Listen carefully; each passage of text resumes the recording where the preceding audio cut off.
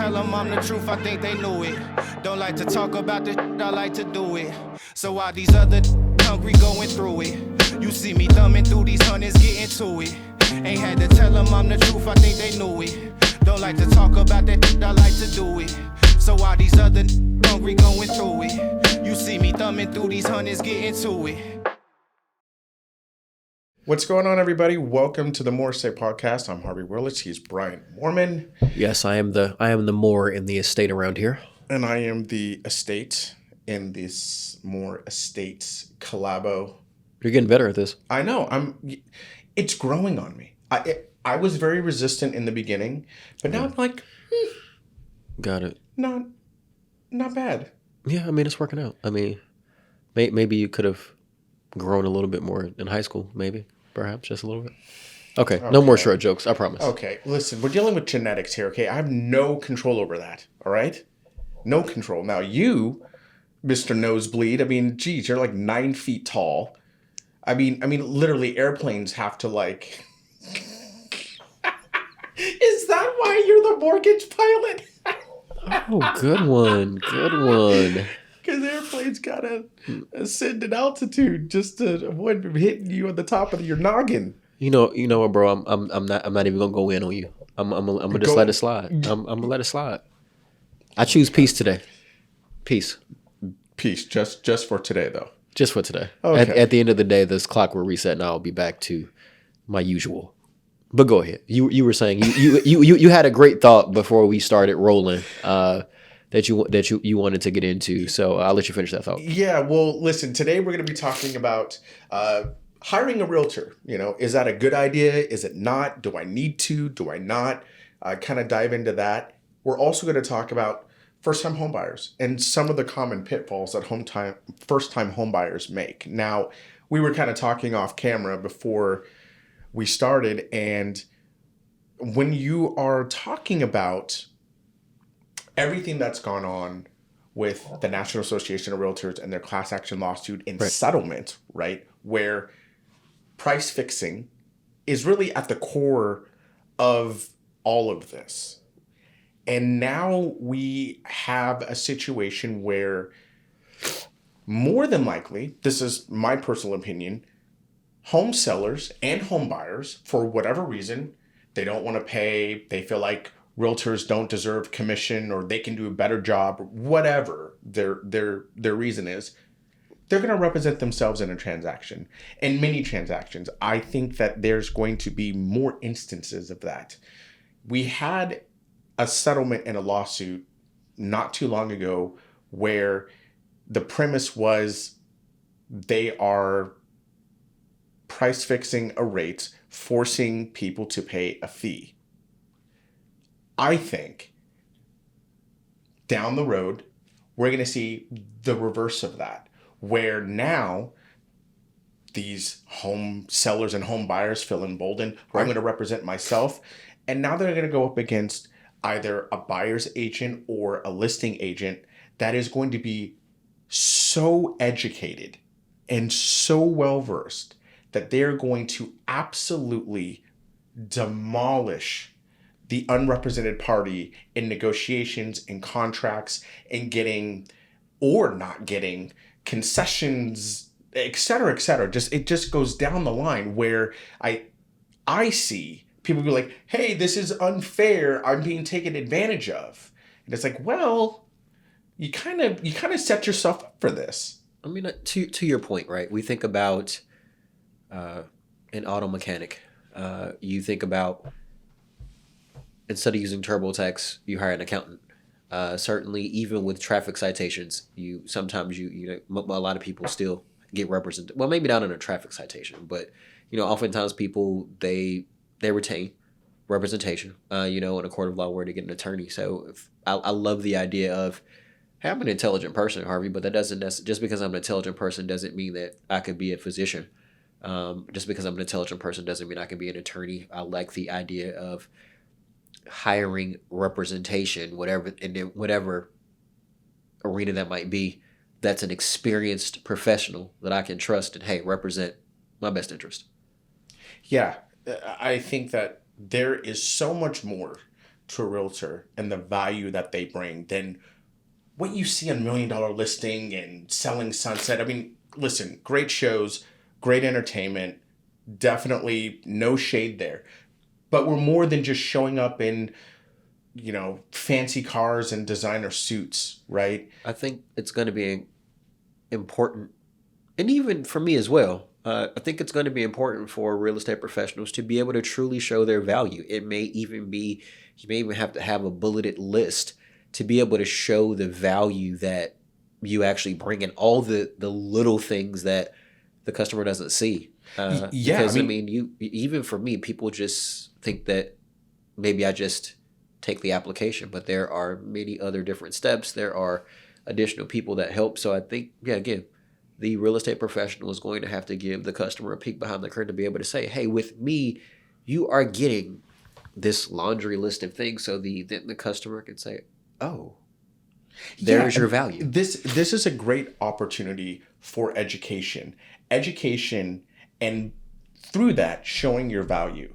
Right. Demystifying a lot of the things that are out in the public square, so to speak, where you can, as an agent, whether you're representing the buyer or the seller, this is what I do. Let me go through every step of the process and show you how I'm involved to help move you along through this process. That sounds like a dope Instagram reel. You should do a series. Thank you. You really should. Like, you should get like a series of, like, find that bulleted list, and we need a reel. So self accountability, I'm gonna hold you accountable to those reels. So y'all be on the lookout. Like, check out Harvey's Instagram and make sure his reels are populating with his I don't know, maybe instead of getting ready with me, maybe it's Oh, bless you. Okay. Hey y'all, we're in Georgia, and allergies are real. There's a lot. I do love the greenery that is outside of Atlanta, but yeah, in some cases it causes some sneezing. But I just want to recommend. Have you ever heard of Navage? Excuse me. It's a company called Navage. It is this. Sounds like Johnny Depp, like Savage, the Savage No, commercial. it's this contraption, right? That there's like a bottom reservoir, Okay. and then in top you put like in some saline solution and purified water, and then there's just like these little spouts you hold up to your nose, and it irrigates your nasal system. Okay. I think that would be perfect for you. You can get it like CVS, Walgreens. That sounds like a great idea, but I'm probably not going to do it. No, seriously, it's a game changer. Just like I probably should, ice sometimes, after the gym. That never happens. No, I stretch, but the ice. Seriously though, I've had instances where I'm like, oh my, just like you, eyes are watery, stuffy nose. I'll do it, dude. In an hour, it's like, because it gets all the gunk and stuff that's causing these symptoms out. Right. And it's seriously game changer. It's like $100. It's worth it though. It's okay. I promise you. I'm not gonna do it, but I mean, we can talk about on my end some of the first time home buyer things where I see people are not ready. Yeah, if you want, because it's not just about hiring a realtor or not, right? It's also the other side of, okay, whether you have a realtor or not, you're a first time home buyer. What do I do? And there are two sides of the coin here, right? There's the mistakes and common pitfalls on the real estate side, right, and then there's common mistakes and pitfalls on the mortgage side. We'll deal with the real estate side later, but what are some of the common mistakes or pitfalls you see with first time home buyers when it comes with the mortgage? The main thing I would just, probably a couple of things, right? The first one is being pre-approved. As sort of simple as that may sound, I guess I realize I do that for a living, y'all. But certainly having that initial conversation with me or anybody for that matter that is a mortgage professional. You should do it. You should do it with Bryant at the Mortgage Pilot. Yeah, on Instagram. Shameless plug, but and when we're talking about getting pre-approved, that's us having a conversation, us talking about financial goals. What does the 5-10 year goal look like? We're going to talk a little bit about credit. We're going to talk about assets. But touching on credit though, I know that a lot of people think like, oh my gosh, dude, like my Kanye said it best, I'm past due on a couple bills. I won't get specific. Like There are some people that think that they gotta have perfect credit. They gotta have 800, 750. I mean, like, what's the real on that? Because when I talk to clients, that is one of the biggest shock to them of like, oh my gosh, I can actually do this. Credit isn't a barrier for me. Hey, by the way, y'all, that rumor that you heard that you need a 750 credit score and 20% down to buy a house, those rumors are inaccurate. The devil is a lie. Yes, I fact checked it myself with the guidelines that I read every day. You do not need 20% down on a 750 credit score. I mean, those things certainly help, but they're not required. On FHA, the minimum credit score is 580, and then 580 on an FHA 580. 580. You can't even get a Discovery card with a 580 credit score. 580? 580. I needed to give you an extreme because we were talking about we were talking about the highest of highs, 20% down, 750, 780 credit score. But you can the FHA loan product allows your credit score to be as low as 580. Now there are some caveats to that, but that's what the rules are. We need to have a deeper conversation with the customer, but yeah, just y'all, it's not required that you have premium credit necessarily in order to get a house. And then the other thing is, I would say a lot of people are just not aware of that budgeting piece. I mean, what I mean by that is most people know there is a down payment required to buy a house. For instance, conventional minimum down payment is 3% if you're a first-time home buyer, 5% if you're not a first-time home buyer. The minimum down payment for the FHA program is 3.5%. And of course, if you are a veteran, there is no down payment. Shout out to all of our veterans. So appreciate y'all's service.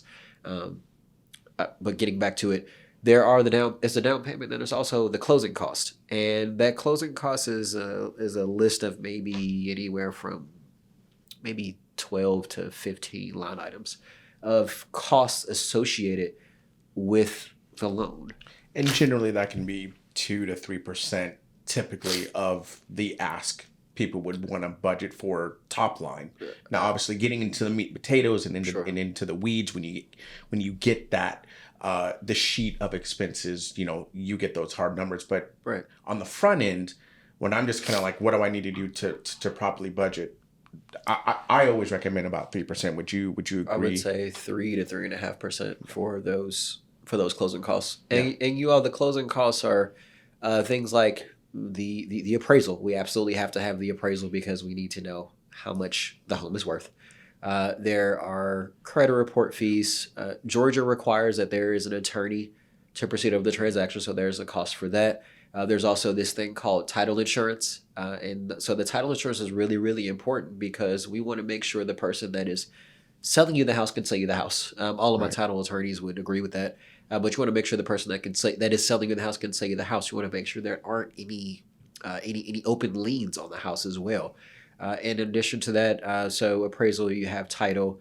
There's some state taxes, state and local fees as well, and all those things come out to approximately, like Harvey was saying, about 3%. So quite a few of my first-time home buyers, they're like, wait, what are closing costs on a $300,000 house? They may say, yeah, Brian, I have my $11,500, and I'm like, well, what about the closing costs? And then there are these crickets. I think a lot of people associate buying a home kind of like buying a car, right? It's like, oh, I just give the down payment and then everything else gets rolled into a loan and I get my car.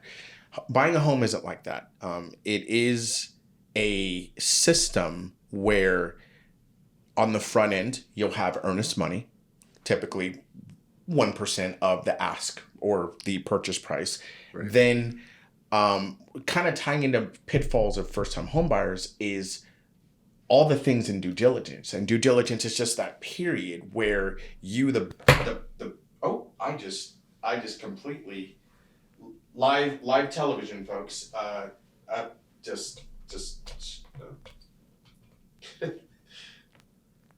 So I'm calling you with all my IT requests, y'all. So hey Harvey is dope with IT over here. You saw him just fix the mic.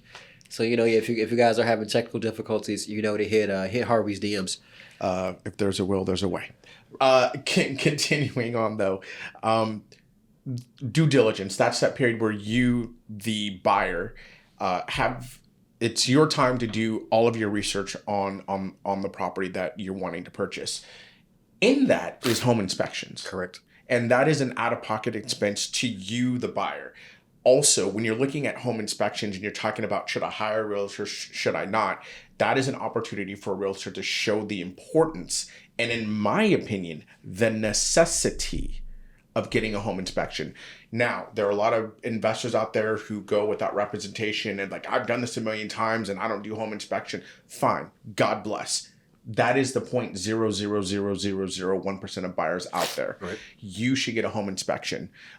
When you talk about due diligence, if there's anything on top of that, right, to help you go through the home inspector report, that's like 80 pages. I don't know about you, but the last time I saw 80 pages that I was responsible for was my thesis in college. Yeah. Oh, wow. Yeah. Okay. 80 pages. No joke. But why was that 80 pages? well, it was just the course. I mean, it was what it was. Did you 80 hopefully pages. you withdrew before the before like that period? That sounds like a lot. 80 Oh no, pages. man. Dude, I got to be in the class. No, man. That's my pride and joy. But when you look at a home inspector report, the realtor's there to help you go through it and understand it, because when you get this, you're like, oh my gosh, what did I just buy? I think my piece. So I used to manage condos a while back, but what I always tell the client when they're reading the inspection report is to, more than anything, it's you taking a peek at the report, and a lot of those items, certainly the ones that are critical, you want to make sure you get those addressed. Talk to your real estate professional. But what I always recommend for my customers, okay, if it says that, let's say the HVAC unit has 5 to 7 years of usable life, okay, we can price out an HVAC unit, and then maybe you're setting aside from a budgetary standpoint, if it's going to be just for very easy numbers, $5,000 to replace an HVAC unit, you have 5 to 7 more usable years, then that becomes a budgeting line item on your savings. Correct. Where you're saying, okay, I know I need to save $1,000 a year, needs to be set aside in order to put me in a position where when the AC needs to be fixed, okay, well, we already got the money set aside kind of in our maintenance sort of savings plan off to the side to pay for, I don't know, the AC, the boiler, the roof, and all those things. Yeah, all of that. Outside of that, other pitfalls that for first-time home buyers, emotion versus logic. I get it. You've fallen in love with this home. It is everything you thought it would be and more. But let's not overlook the red flags. Let's not overlook overpaying, because there is a real practical sense, because you're going to fall in love with this house, right? And then I'm going to introduce you to Bryant, and Bryant's going to be like, great, this home that you love is going to be $4,000 a month. Now, if you can afford $4,000 and live easy and be comfortable, God bless. $4,000 a month is a lot. And if you're not prepared to do that, or if paying $4,000 is stretching you, and not even in a way where you could just look down at your expenses and be like, that's too much. Again, other insights that a realtor knows that can provide insight for you on, like, you need to be thinking about, like, maybe your HVAC or HVAC unit is coming up in 5 years. How do I prepare so that I don't get stuck with a $20,000 bill to replace it? Or my water heater, that's $5,000. What do I, like, there's so many things. So it's like, now you're not paying $4,000 a month. Now you're paying $5,000 a month, because you want to put $500 a month away for this and $500 a month away for that, because those things are coming up. Okay. So all I'm saying is that we want to be practical with our emotions and not get caught up in the aura of the excitement of buying a home, because at the end of the day, there is a real dollars and cents business aspect to buying a home. I tell people all the time, in the beginning, after we do the initial pre-approval and I give you your approval letter, it's always going to be for the max. But then let's talk about what your budget is, because I think the most important part is, what is that monthly payment? And let's talk about how much that is and how that fits into your current budget. Or I love to ask people, how much are you paying in rent? And they'll say it's fill in the blank. Okay, so let's look at what that comfortable monthly payment's going to be, and then we can build your approval around whatever that monthly payment might be. And listen, we're not financial advisors in any way, but I would recommend, this is my expert professional recommendation to everybody who can see me and hear my voice right now. Just because you are approved for a certain amount does not mean you need to use all of what you are approved for. Live within your means. Or as Dave Ramsey would say, act your wage. Act your wage, that's funny.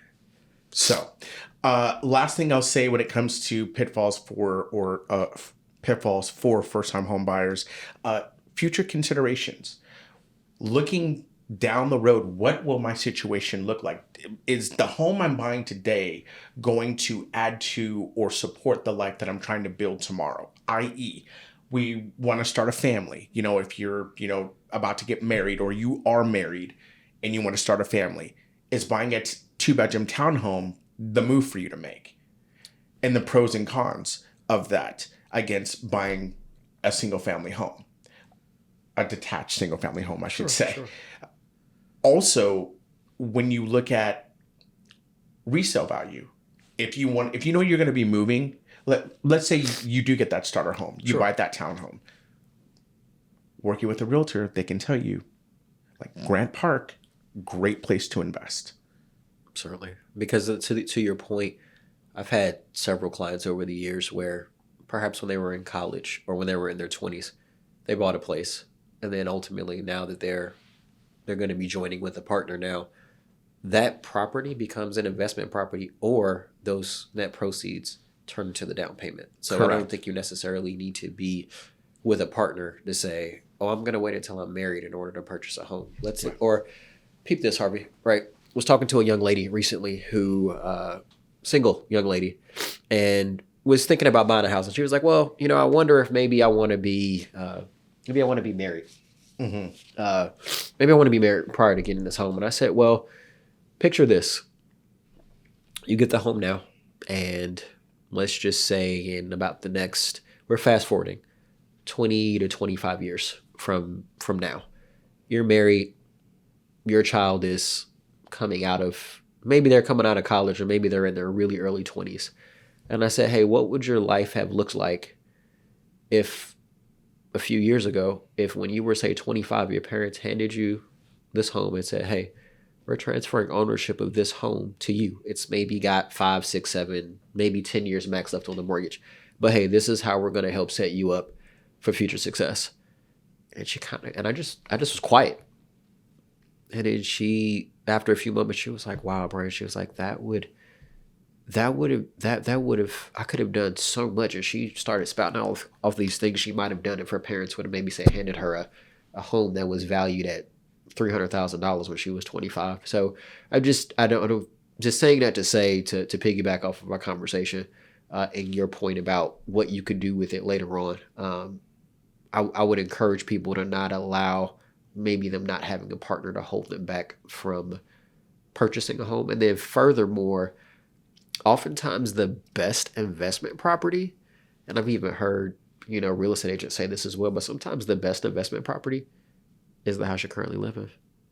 You know what's wrong with the house. You know all the things about this house because you've lived there for fill in the blank amount of years, but it'd be a great investment property. And we have some great programs that will allow you to, if you have a lease agreement in place, you can purchase a new home. We use a percentage of whatever that leased value would be on your departing residence, is what we call it, the house you're leaving. But you can use a percentage of the rent on that departure residence to offset that mortgage. And then that will allow you to get a new primary residence.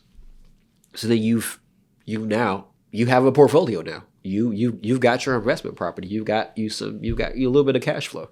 That's a gem right there. That is a wealth building gem. I believe right the there. Kids say that was a bar. Maybe. For sure. Well, thanks everyone for watching. I mean, there's nothing more to say. I mean, we're just gonna let that gem we're just gonna leave it right there for you. Do with that what you may. Right. Appreciate you guys tuning in. Again, you can find me on Instagram at Harvey Willet. He is at Mortgage Pilot. We still fly in these friendly mortgage skies. Just make sure you have those little bags next to you in case of any turbulence coming your way. We will see you next time. Sir, I stay getting 5-star reviews. I don't know what you're talking about. Don't be a hater. I just hate the game. See you next time. Thanks, y'all. Y'all be good. We'll see you next time.